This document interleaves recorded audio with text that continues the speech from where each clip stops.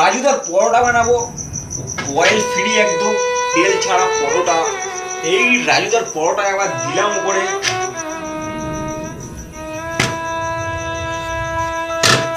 লাভিয়ে নিচ্ছি থালায়।